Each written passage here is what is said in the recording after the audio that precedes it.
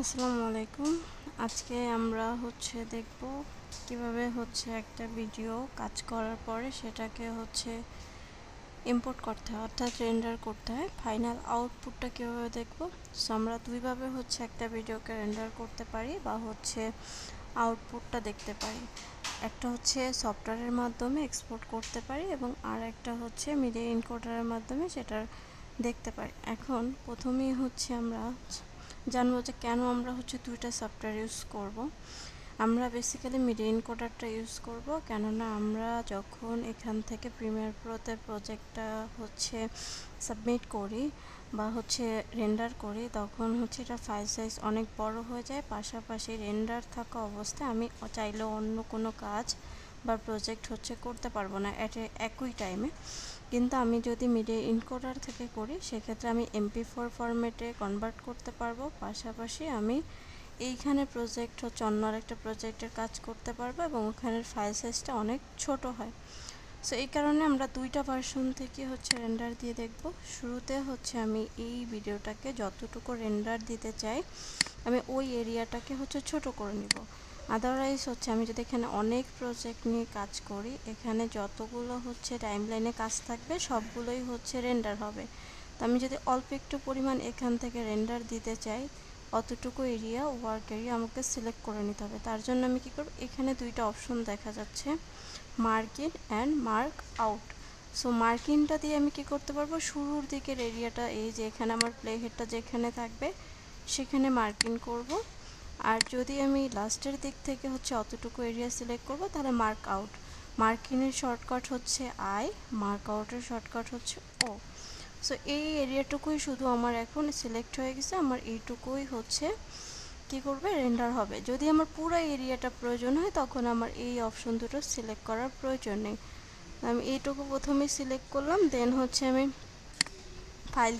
ফাইলে যাব, ফাইল থেকে এক্সপোর্ট অপশনে যাব, এক্সপোর্ট থেকে মিডিয়া, এটা শর্টকাট কন্ট্রোল এম।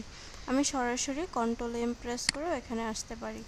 তো আমার এই আউটপুটে আসার পরে এই যে ফরম্যাটটা আমি চেঞ্জ করে দিব H.264 এবং এখান থেকে প্রিসেটটা রাখবো ম্যাচ সোর্স হাইব্রিড রেট। আর যদি আমি আলাদা করে ভিডিও এবং অডিও ইম্পোর্ট করতে চাই, এক্সপোর্ট করতে চাই, সেক্ষেত্রে এখান থেকে টিকমার্কগুলো দিয়ে দিব। যে এখন শুধুমাত্র আমার অডিওটা আসবে। আমি যদি দুটোই চাই দুটোকে টিকমার্ক অন করে দিব। এটুকু মোটামুটি করার পর আমার এখানে দুইটা অপশন আছে, একটা কিউই অ্যান্ড এক্সপোর্ট।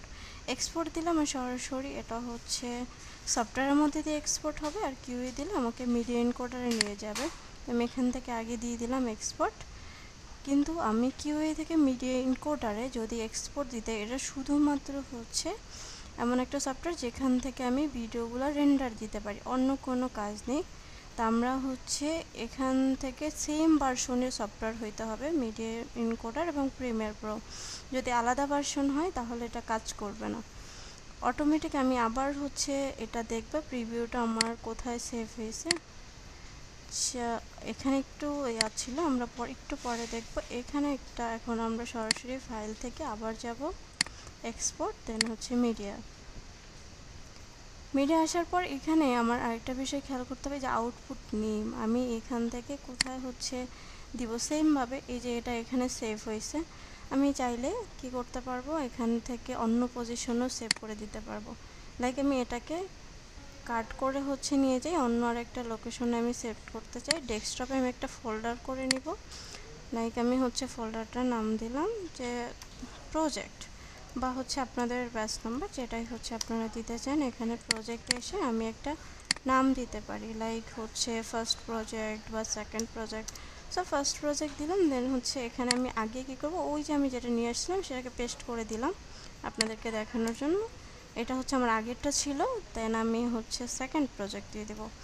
সেকেন্ড আমি এখান থেকে সেভ দিব। আমার এই যে দেখেন নামটা চলে আসছে এবং লোকেশনটা চলে আসছে। সেম অপশনগুলো রাখবো, এখান থেকে প্রিসেটটা দিব ম্যাচ সোর্স হাইব্রিড। দেন আমি চলে যাব কিউইতে। এখান থেকে আমি সরাসরি ওপেন হয়ে যাবে। এই যে আমার সরাসরি লিঙ্ক হয়ে গেছে।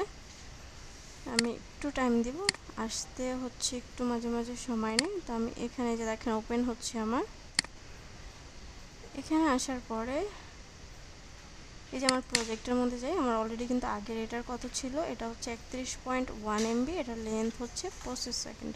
সো আমি এখান থেকে যদি মিডিয়া এনকোডারে যাই, এখানেও সেম অপশনগুলোকে আমি প্রিসেটগুলোকে চেঞ্জ করতে পারি। চাইলে H.264 দিব, ম্যারসোস হাইব্রিড দিব।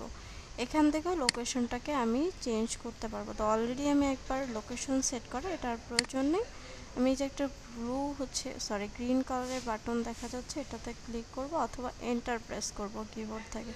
তাহলে কি করবে, এটা আস্তে করে রেন্ডার হওয়া শুরু করবে। এই যে আমার এখান থেকে দেখাচ্ছে আমার কতক্ষণ হচ্ছে টাইম রিম্যাপিং, কতক্ষণ লাগবে এটা রেন্ডার হতে, এবং কয় সেকেন্ড হচ্ছে অলরেডি হয়ে গেছে।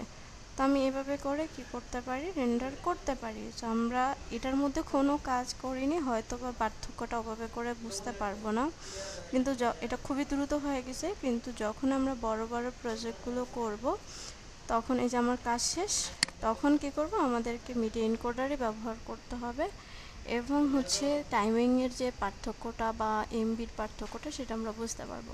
তো আমি এটার হচ্ছে লেন্থটা দেখি, এটা হচ্ছে সাইজটা হচ্ছে 31 MB, আর এটা যদি দেখি এটাও সেম। এটা কারণ হচ্ছে এখন বোঝা যাবে না, যখন বড় প্রজেক্ট করবেন তখন বুঝতে পারবেন।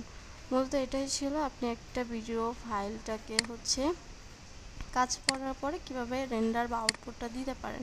আর মেইল ফাইলটা যদি সেভ করতে চান, সেক্ষেত্রে ফাইল থেকে সেভ অ্যাজ দিবেন, দেন আপনি যেখানে সেভ করতে চান, লাইক ডেস্কটপে সেভ করতে চাচ্ছি আমি, তাহলে আমি এই প্রজেক্টের মধ্যে গেলাম, এখানে একটা নাম দিতে পারি।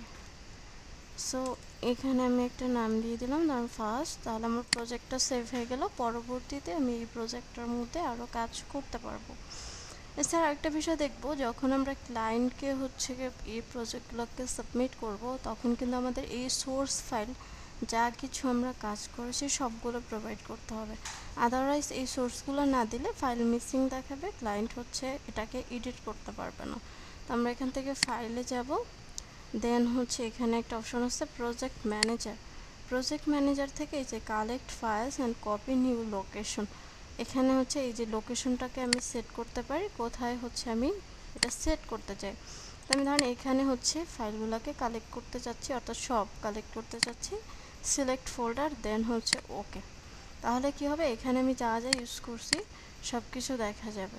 এই যে আমার এখানে এই যে দেখেন আমার কপিড ফার্স্ট, এই যে যা কিছু ইউজ করেছি ফাইল আকারে হচ্ছে আমার চলে আসছে। আমি এখন যদি এই ফোল্ডারটা হচ্ছে জিপ করে ক্লায়েন্টকে দিই, তাহলে ক্লায়েন্ট ইজিলি হচ্ছে এটাকে এডিট করতে পারবে বা কাজ করতে পারবে। আদারওয়াইজ যদি হচ্ছে আমি শুধুমাত্র এই ফাইলটা দিই, তাহলে এটা দিয়ে ক্লায়েন্ট কাজ করতে পারবে না। ঠিক আছে, থ্যাংক ইউ সবাইকে।